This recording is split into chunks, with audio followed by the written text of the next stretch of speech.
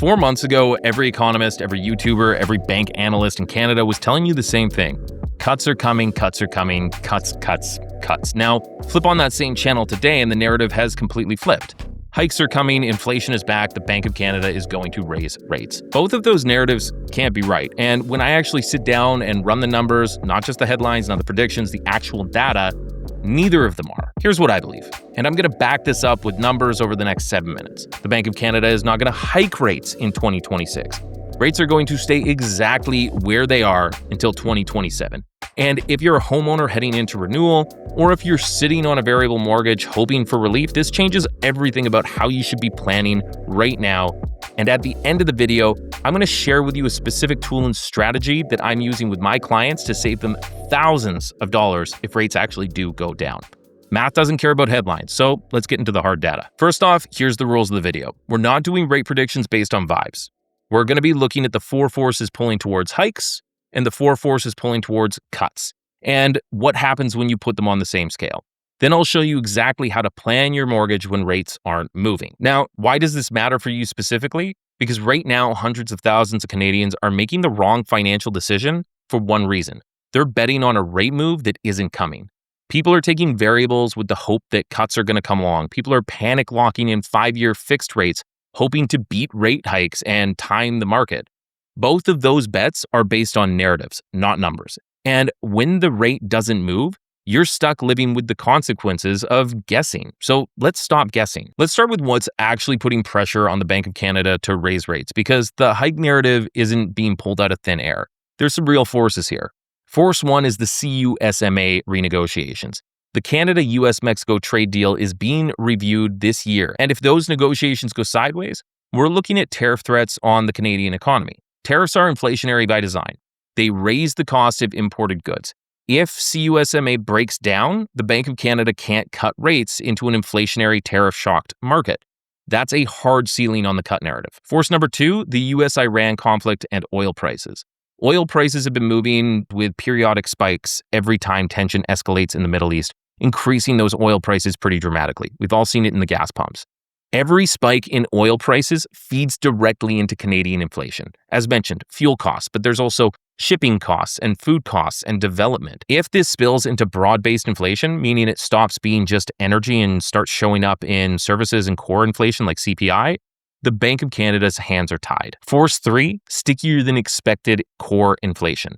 The headline inflation numbers bounce around, but core inflation, the number the Bank of Canada actually targets, has been sitting around 2.6 to 2.9% for months. That's above their 2% target. As long as core sits in that zone, cutting rates would risk reigniting inflation, and they don't want to take that risk. Force number 4, the loonie, the Canadian dollar. A weak Canadian dollar makes imports more expensive, which is inflationary by design as well. If the Bank of Canada starts cutting rates while the US Federal Reserve holds rates steady, the loonie would weaken further. That puts upward pressure on Canadian prices and forces the Bank of Canada's hand to stay put. Now, let's flip the scale. Here are the 4 forces pulling just as hard in the opposite direction. Force 1, unemployment. It's through the roof. Stats Can just dropped numbers this week showing Canadian unemployment climbing from 6.7% all the way up to 6.9%. That's another 17,700 jobs lost in the last month alone, which brings 2026 job losses to roughly 112,000 so far this year.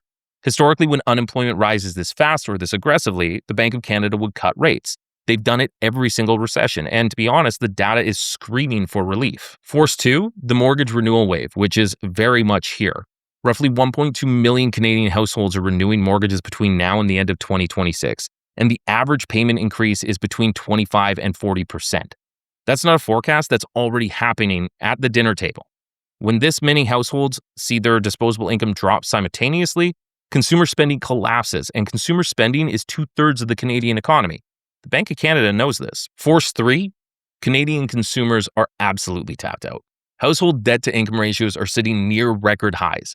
Credit card delinquencies are climbing, insolvencies are up year over year. The average Canadian household literally cannot absorb a rate hike right now. If the Bank of Canada hikes into this environment, that could trigger a credit event, and they know it. Force number 4 is the United States Federal Reserve. With the new Fed chair coming in and signals pointing towards the US rates being cut later this year, that puts downward pressure on Canadian rates. Why?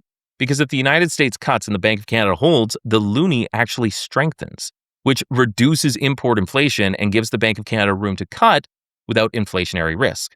The Fed's path is the most underrated lever on Canadian monetary policy. So put both sides on the same scale. 4 forces saying hike, 4 forces saying cut. What actually happens when those forces are roughly balanced? Well, the Bank of Canada does not move. This is the part that the headlines and no one on YouTube is really telling you, because neither doesn't make for a very clickable thumbnail. But it's how the central bank actually behaves. When the data is genuinely mixed, when you have inflationary pressure on one side and economic weakness or a crumbling economy on the other, the Bank of Canada's default move is to hold and wait. They wait for one side to clearly win or start winning before they commit to hikes or cuts. And right now, neither side is winning. Here's some specific math. For cuts, the Bank of Canada would need to see core inflation drop down below 2.5%, unemployment to keep rising, and the CUSMA to resolve cleanly, and oil prices to stabilize.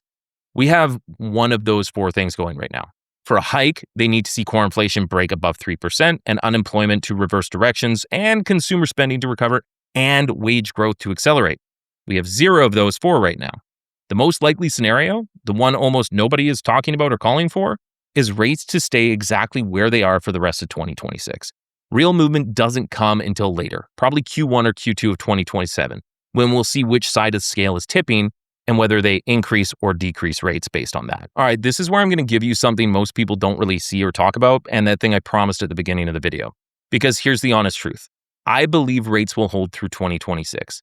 I've shown you the math, but I'm not arrogant enough to bet your money on my opinion. So our office has built a tool specifically for this kind of scenario, where I'm wrong. It's called the Fixed Rate Flexibility Plan. Here's how it works. When a client completes a purchase, refinance, renewal, transfer, or switch through our office using an eligible fixed rate mortgage, they may be enrolled in a plan. What that means in plain English, during your mortgage term, our office will actively monitor your file. If rates do drop, if the data shifts, if the math suddenly works out, we may review whether breaking your current mortgage and relocking you into new rates makes meaningful benefits and if it makes sense. And here's the part that nobody else is doing. If the lender permits the transaction, the numbers genuinely make sense, and all plan requirements are met, our office may contribute towards part of the eligible prepayment penalty, making it actually viable to capture lower rates instead of being stuck. Now, this isn't a guarantee. It's not a promotion. It's a managed review process, subject to plan terms and written approval. But what it does is solve the core problem when picking fixed in an uncertain rate environment. You no longer have to be right about where rates are going. You just have to be in a structure that can adapt if they move. If you're heading into a renewal and the math in this video raised questions about which way you should look, there's a link in the description below where you can book a clarity call with me and my team. We'll walk you through the fixed versus variable math for your numbers and whether the fixed rate flexibility plan fits your situation. We're based out of Nanaimo on Vancouver Island, but we cover all of BC. There's no pressure, there's no pitch, just clarity and tools to try and help you get a better mortgage. And if you want to see the breakdown I did on what the Bank of Canada's hold actually means for your renewal, it's on your screen right now. My name's Myles Nowik, owner of the Nowik Mortgage Team, powered by Andy Mortgage. If you got any value out of this video, maybe hit that like and subscribe button so more people like you can see it, and we'll catch you on the next one.